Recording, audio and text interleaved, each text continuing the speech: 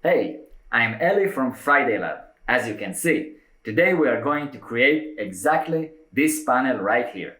This tutorial is based on our geometry node system we built in our last MoGraph tutorial. Please check it out because I'm going to use it as my base file. This is my file from our previous tutorial, and you can see I have the animation and I have the text with its geometry node system. Let's get in and change it to lower third file. Okay, so let's first do an overview of the system we already have from our previous tutorial. So we have here the string, which is our text, and I'm going to change it to my name. Okay, this text is inserted to the string. Then we have a translation, we'll come back to it. A fill curve, which is making the mesh. I extrude it and I join the geometry. So I will have the front and back of this text. And then I add a material so it will have a color. Thank you, Aristotalens, for giving us a nice tip of flipping the normals, because right now, if I'm looking on the face orientation, the back face, the one that goes from here to here, is flipped. Okay, you see it's red, and I can easily add a mesh flip face here, and it's going to flip this, so now all is facing the right direction.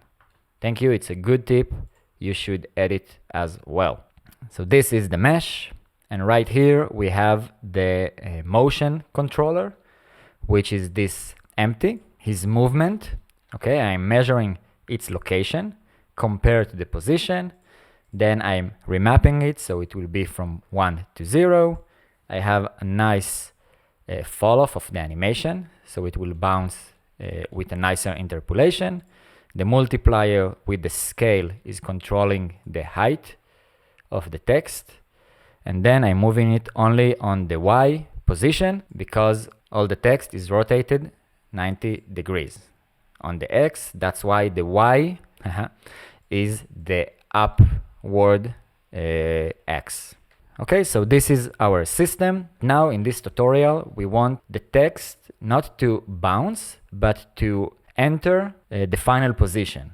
What do I mean? We will have a frame right here, and I want the text to move from up here down to its final position.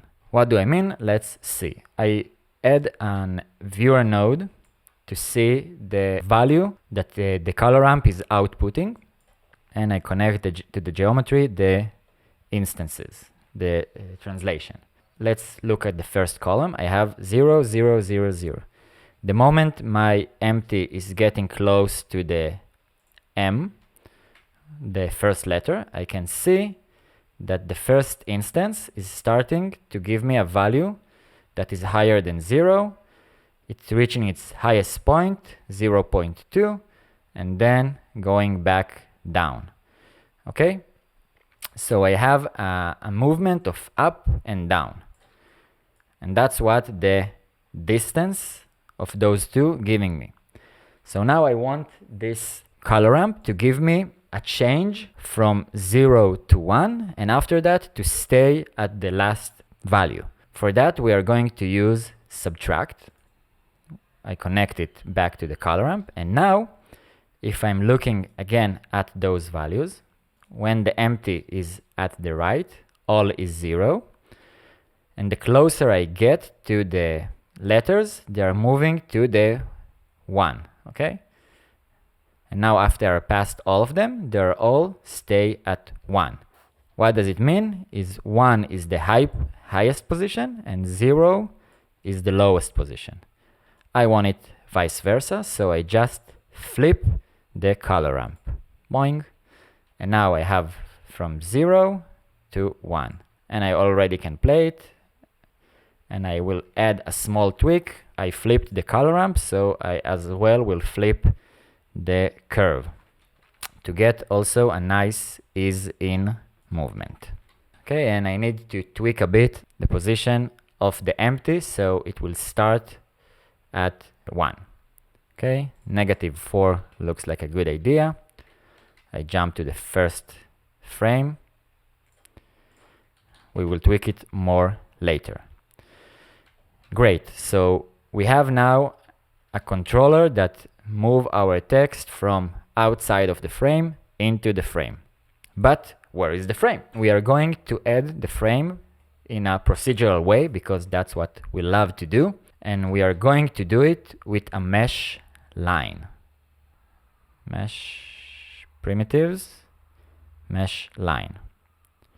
Okay, let's put it here and join it to the join geometry so we can see it.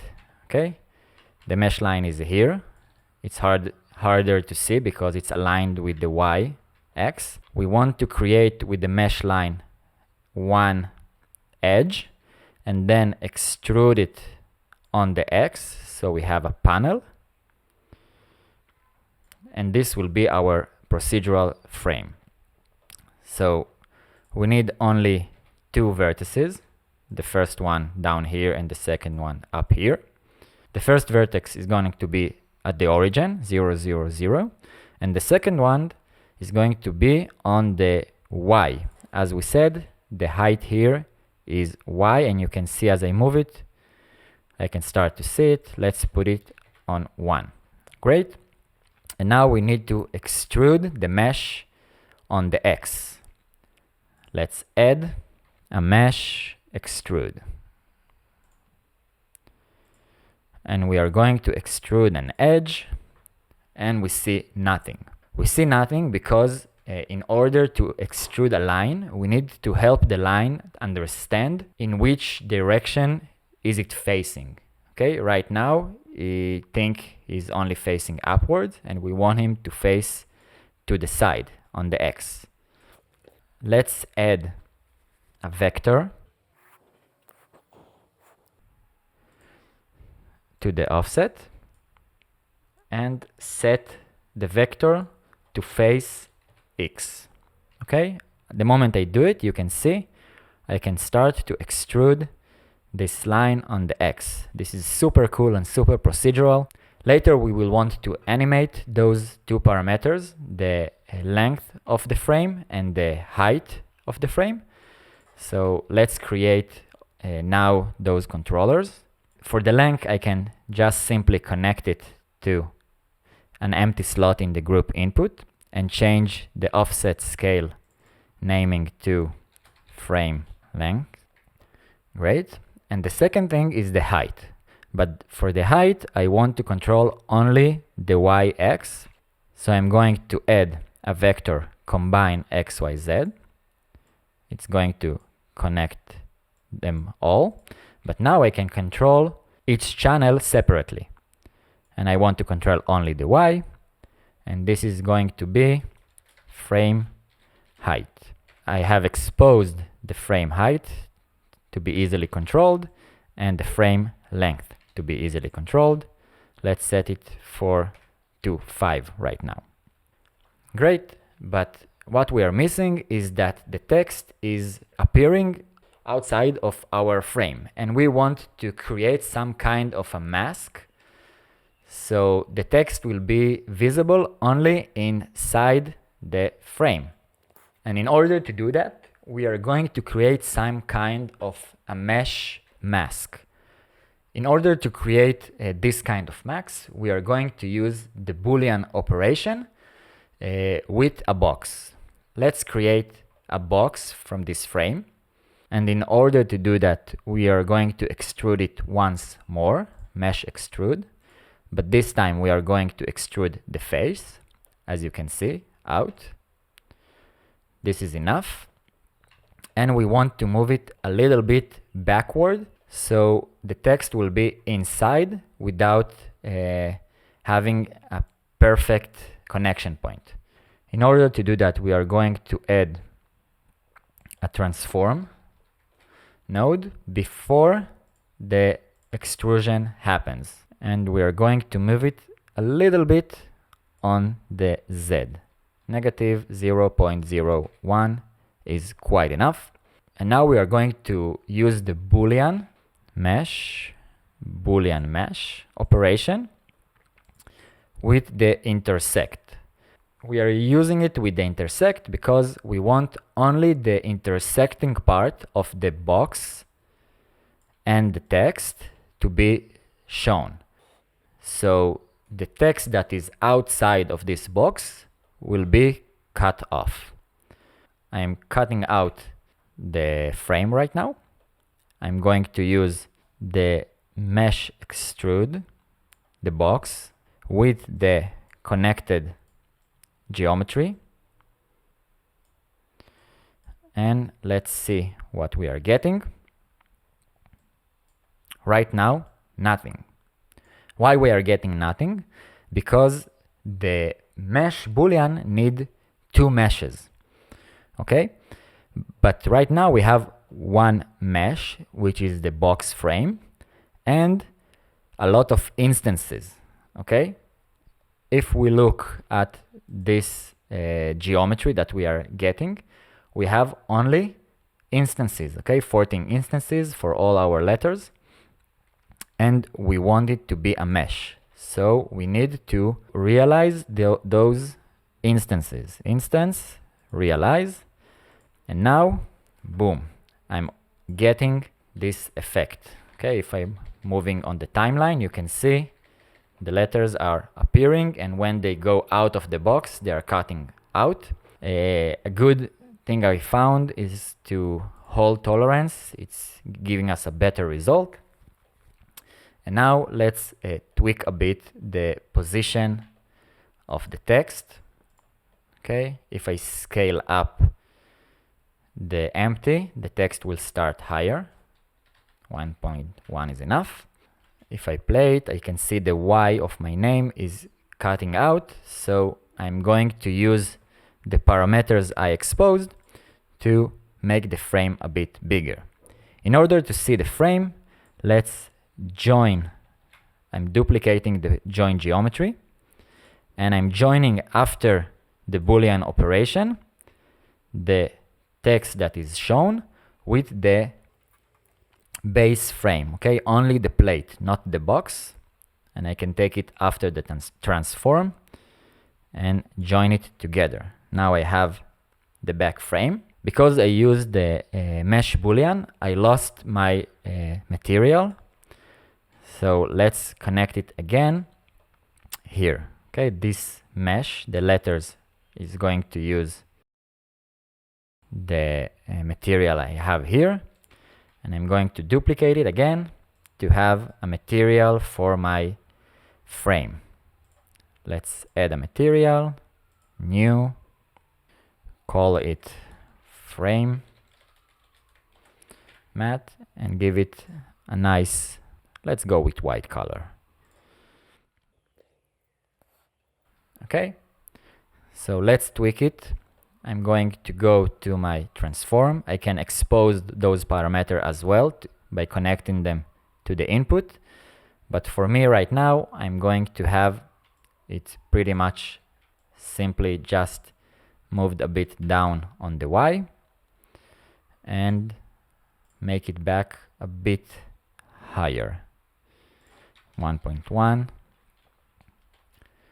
is quite enough, and I feel that it's maybe a bit too attached to my left side of the text, so I'm going to move it a bit negative on the X. Great. I have the frame, I have the mesh mask, and now all is left is to do the animation. For the animation, we already have the keyframes from our previous tutorial. We have the empty moving from 1 to 50. And right now we want the panel to open up, the text to enter, and then after 2 seconds, the panel will close itself.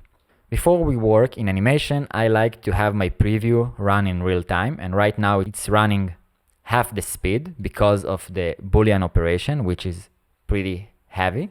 And I can easily just go and mute this node, toggle mute M, and I will have the text outside of the box, and I just need to remember to turn it on before I render. But now it's running smoothly, and that's what I want when I'm animating. Okay, I jump to the first frame. I'm going to set it for 100 frames, and I'm going to make the entrance of the text quicker, 10 frames. Whoop. Maybe a bit longer. And I want the panel to open up. We'll start at 0, and after, let's say, 10 frames, it will open up to be 5. I forgot to set a keyframe. And it's open up. I will add a Bezier interpolation. I click T to open this up while those are selected. And I can go to the graph editor in order to tweak them a bit more. Individual and scale up a bit more. Great. Now I have the panel opening up. After it is open, I'm going to enter the text, and after 2 seconds approximately, maybe more, I'm going to close the panel. Set a keyframe. I can duplicate and duplicate the first one as well. Okay. Of course, don't forget to save. I turn the boolean on, and because this boolean is cutting the letters off, when I close the mask, you can see the letters are disappearing as well. Great! We have the animation, we have the system. All is left is to render. I will set my background to be transparent and export it as a PNG sequence with alpha, so I can overlay it in a compositing software or in Blender on my video, as you can see right now, or as I shown at the beginning of this video. If you learned something new, please leave us a nice comment and see you next time.